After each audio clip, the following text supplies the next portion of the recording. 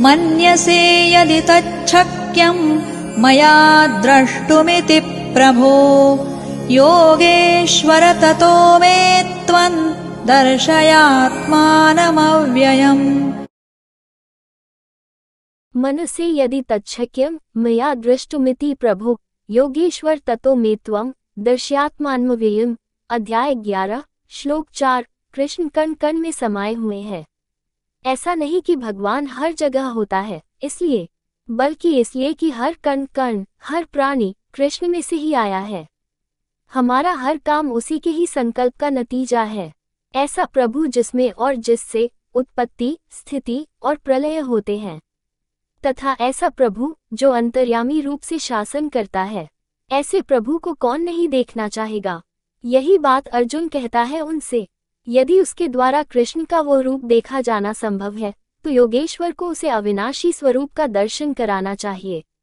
Manyase yadi takakyam, maya drastamiti prabho, yogeshvara tato me tivam, darsayatmanamavyayam, Adhyaya 11, Sloka 4. Krishna is present in every particle. Not that God is everywhere, that's why. Rather because every particle, every living being, has come from Krishna only. Our every work is the result of his resolution. The Lord in whom and from whom, origin, condition, and annihilation take place. And the Lord who rules internally. Who would not want to see such a Lord? Arjun tells the same thing to him. If it is possible for him to see that form of Krishna, then Yogeshwar should show him the imperishable form. मान्यसे यदि तच्छक्यं माया द्रष्टुमिति प्रभो योगेश्वर ततो मे त्वं दर्शयात्मानमव्ययम्। અધ્યાય 11 શ્લોક 4 કૃષ્ણ દરેક કણમાં વિદ્યમાન છે।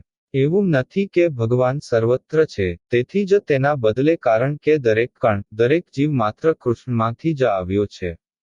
આપણું દરેક કાર્ય તેના સંકલ્પનું પરિણામ છે, જે ભગવાનમાં અનેકોનાથી ઉત્પત્તિ, સ્થિતિ અને સંહાર થાય છે, અને ભગવાન જે આંતરિક રીતે શાસન કરે છે, આવા પ્રભુના દર્શન કોણ ના કરે।